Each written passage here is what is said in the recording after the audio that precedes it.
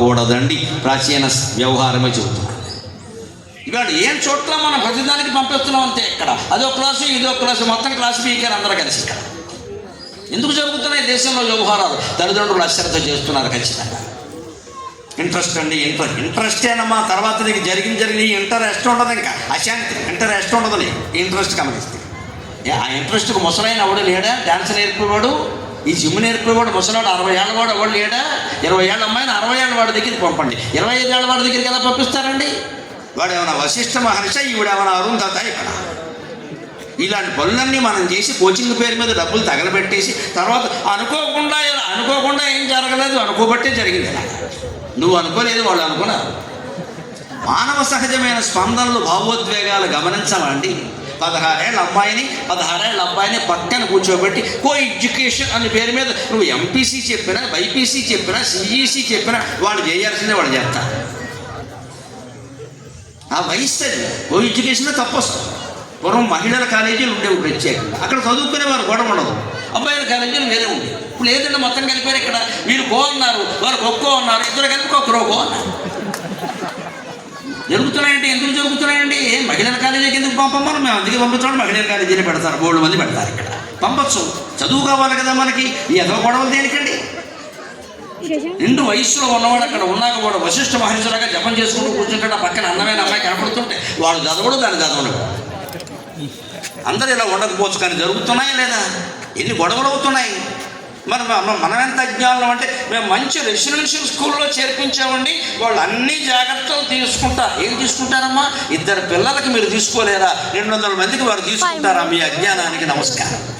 ఎవడు చెప్పలేడు. ఇక్కడ 2 పిల్లలకు మనం తీసుకోవాలి, 200 మందికి వాడు తీసుకుంటాడు, ఇంకో 10,000 ఎక్కువ తీసుకుంటాడు, మాకు సంబంధం లేదని చెప్తాడు.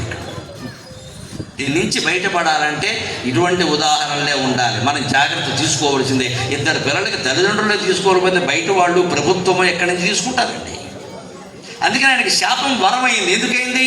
అక్కడ నీతికి కట్టుబడ్డాడు అర్జునుడు, అందువల్ల ఆయనకి శాపం వరమైంది. మనం నీతికి కట్టుబడకపోతే వరం కూడా శాపం వస్తుంది ఖచ్చితంగా. అంటే ప్రాప్తం అప్రాప్తం ఉపాసీత. నీకు వచ్చిన దాన్ని వచ్చినట్టు ఆస్వాదించు, రాకపోతే నీకు ప్రాప్తం లేదని ఊరుకో. అంతేగాని దాని గురించి కారు ఖరీదు ఈవేళ 20 లక్షలు 25 లక్షలు నువ్వు కొనడాన్ని బట్టి ఉంటుంది. నిజంగా ఇది అవసరమా అని ఆలోచించు. ఎక్కడికక్కడ క్యాబులు ఉన్నాయి, ఎక్కడికక్కడ ఆటోలు ఉన్నాయి. మనకు కావలసిన క్యాబ్ పిలిపించుకోవచ్చు. వండుకునేవాడికి 1 కూర, ఆడుకునేవాడికి 66 కూర. హాయిగా కావాల్సిన దాంట్లో వెళ్ళచ్చు. నీకు వెళ్ళాలంటే ఇన్నోవా పిలిపించుకో, BMW పిలిపించుకో, ఇంకో 500 ఎక్కువ బారే విశాఖపట్నం అంతా తిరిగి తెలుస్తుంది. దీనికోసం సొంత కారు కొన్నామనుకో, అందరూ కొనడం వల్ల విశాఖపట్నం కూడా హైదరాబాద్లో మారిపోయింది. మొత్తం ట్రాఫిక్ జామ్ అయ్యి మేము అక్కడ బయలుదేరితే అరగంట అని చెప్పారు నాకు కార్యకర్తలు. 45 నిమిషాలు పట్టిందమ్మా అక్కడ దసపాల నుంచి ఇక్కడికి రావడం. 45 నిమిషాలు ఎందుకంత పట్టాలి? ట్రాఫిక్. ప్రతివాడికి సొంత కారే. ఏ కారులో చూసినా ఒక్కడే ఉన్నాడు, రెండో వాళ్ళు. మనిషికి ఒక కారు, మనిషికి 2 కార్లు ఉంటాయి, 2 కార్లు కూడా ఉంటాయి. అన్నీ మనమే తెచ్చిపెట్టుకుంటున్నాం కదా ఇక్కడ. అంటే సుఖ దుఃఖాలు రెండింటినీ వచ్చిన దాన్ని వచ్చినట్టుగా మనకి కారు లేదు, వదిలేసే ఆ విషయాన్ని. ఎవరో కారు పంపిస్తారో మనం పెడతాం. ఇక్కడ అవసరమైనప్పుడు అప్పుడు కొనుక్కుంటాం. అందుకని అప్పు చేసుకోవడం మొదలుపెట్టారు. ఇవాళ ఇల్లు కొంటున్నారు, కారు కొంటున్నారు, అన్ని కొంటున్నారు, అప్పులు పాల్గొంటున్నారు. దీని నుంచి సహనంతో ఓపిక పడితే, కారు లేకుండానే 10 ఏళ్ళు గడిపితే, ఇల్లు లేకుండానే దంపతులు అద్దె ఇంట్లోనే 10 ఏళ్ళు గడిపితే కష్ట సుఖాలు అలవాటు పడతారు.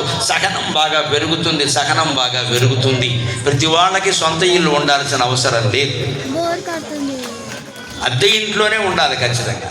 అప్పుడే మనకి సహనం బాగా అలవాటు. ఎందుకంటే మేక కొట్టేటప్పుడు కొంత ఆలోచిస్తాం, యజమాని వస్తాడు. మన ఇంట్లో అనుకో మేకేమి ఏదైనా కొడతాడు, పైన ఒకడు ఉండాలి మనకి. అలా ఉంటేనే ఆలోచించగలుగుతాం, అప్పుడు అన్నింటినీ నిగ్రహించుకోగలుగుతాం. చివరిగా ఒక మాట చెప్పుకుని మనం సెలవు తీసుకుందాం క్షమాగుణ గురించి. నరస్యాభరణం రూపం, రూపస్యాభరణం గుణక, గుణస్యాభరణం జ్ఞానం, జ్ఞానస్యాభరణం క్షమా.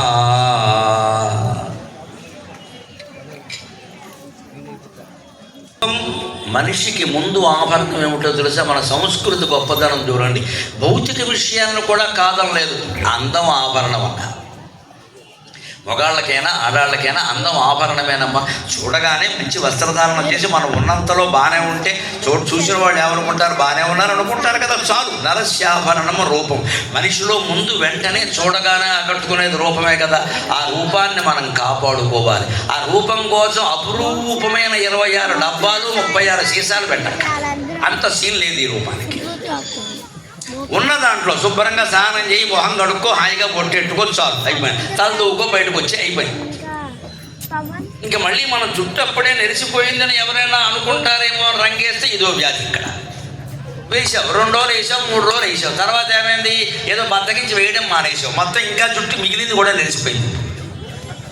పైగా రంగులు వేయడం వల్ల కళ్ళకు వ్యాధులు వస్తున్నాయి, కనుబొమ్మలకు కూడా రంగులు వేస్తున్నారు, కళ్ళకు వ్యాధులు వస్తున్నాయి. ఆలోచించండి దయచేసి, ఎంత ఖర్చు పెడుతున్నారు. కనుబొమ్మలకు రంగులు ఏమిటండి, అష్టదరిద్రంగా. కనుబొమ్మ ఎలా ఉండాలో అలాగే ఉంటుందమ్మా. దీనికి రంగు ఏమిటి మళ్ళీ ఇక్కడ? ఎందుకంటే ఇలా గీత గీసినట్టు ఉండదు. గీత గీసావని మాకు తెలిసింది కదా, ఇంకెందుకు గీయడం? నువ్వు తెలియకుండా గీయగలవా? గీలేవయ్యే. నువ్వు గీసావని మాకు తెలుస్తోంది. ఇక్కడ తెలిసాక ఇంకెందుకంటే బయటపడిపోయింది కదా, అనవసరం డబ్బు ఖర్చు. పైగా సమయం దండగా. అక్కడ అద్దం ముందు నుంచుంటారు, కదలన్నాయి. మైకి ముందు నుంచున్న మగాడికి అద్దం ముందు నుంచున్న ఆడదానికి ఒళ్ళు తెలియదు అంటారు. అందుకే మైకి ముందు నుంచున్న మా మగాడు కూడా అంతే, అలా మాట్లాడుతూనే ఉంటారు, లాక్కునేవారు. అద్దం ముందు నుంచుంటే ఎంత చేసినా బయటికి వెళ్ళాక తెలిసిపోయాయి. నాకు లేదు ఇంకా 40 అన్నా, నీకు 60 దాటే అని మాకు తెలుస్తుంది. ఇక్కడ మనవరాలు ఉందా పక్కనే, మనవరాలు ఉందా? మనవరాలకి 10 ఏళ్ళు. అప్పుడు నీ కూతురికి ఎన్నేళ్ళు, నీకు ఎన్నేళ్ళు, మేము లెక్కలేసుకోలేవా? ఆ మాత్రం తెలియదే. ఇక్కడ నువ్వు మేకప్ చేయగానే సరిపోయింది. ఇక్కడ రూపం ఆభరణమే ఖచ్చితంగా, కానీ ఉన్నంతలో శుభ్రంగా ఉండాలి, అంతే చాలు. అంతకుమించి అందానికి విపరీత ప్రాధాన్యం ఎక్కడా. 2 పూట్ల శుభ్రంగా స్నానం చేసి కనుబొమ్మలు ఎప్పుడైనా బాగుండాలంటే చెబుతున్నా మొహం. నేను బ్యూటీషియన్ కూడా, ఆ టెక్నిక్స్ కూడా మనకి తెలుసు. మొహం కడుక్కున్నా, చేతులు కడుక్కున్నా సరే, ఆ చేతులు తడి ఉంటుంది కదా, ఆ తడితో మీరు కనుబొమ్మలు ఎలా దిద్దుకోండమ్మా. ఎలా ఉండాలో అలాగే ఉంటాయి. 70 ఏళ్ళు వచ్చినా సరే ఏం మార్పు ఉండదు. రూపాయి ఖర్చు లేని పని చేసి చూడండి. ఆ తడి చేతులు ఇంకేం అక్కలు, ఇలా అనుకోండి ఒకసారి, సరిపోతుంది, బాగానే ఉంటాయి. ఏదో 80 ఏళ్ళు వచ్చాక నెరుస్తే నెరవనేయండి, ప్రాణమే పోతుంది కదా. ఈ కనుబొమ్మలు ఆగుతాం. ఇక్కడ బొమ్మలు పట్టుకుని కూర్చుంటే యమధర్మరాజు ఆగుతాడా? ప్రతిదానికి ఇంత శ్రద్ధ అవసరమా? అందుకే తర్వాత శ్లోకంలో చెబుతున్నాడు, అందులోనే మనిషికి రూపం ఆభరణమే, కానీ రూపానికి ఏది ఆభరణము? గుణ. మంచి గుణం లేదనుకోండి, ప్రవర్తన మంచిది కాదనుకోండి, ఆయన అందంగా ఆవిడ అందంగా ఉంటే సరిపోయింది ఎక్కడ అని వెంటనే సాగదిస్తారు. ఇక్కడ అందమే కోపం ఉంచింది అంటాడు ఎవడు. అంచేత అందం ఉన్నా సరే వెనకాల ప్రవర్తన బాగుండాలి. ప్రవర్తన కూడా బాగున్నా సరిపోదుట. నేను చాలా మంచివాడిని అంటే కుదరదండి. పొందవలసిన ఆత్మజ్ఞానం పొందేవా లేదా, లేకపోతే నీ మంచితనం కూడా దండగ, సాత్విక అహంకారం అంటారు. గుణస్యాభరణము జ్ఞానం. నువ్వెంత గుణవంతుడివైనా, నువ్వెంత గుణవంతురాలివైనా, ఈ శీలాన్ని కాపాడుకుని జీవితం అంతా పద్ధతిగా బతికేవే.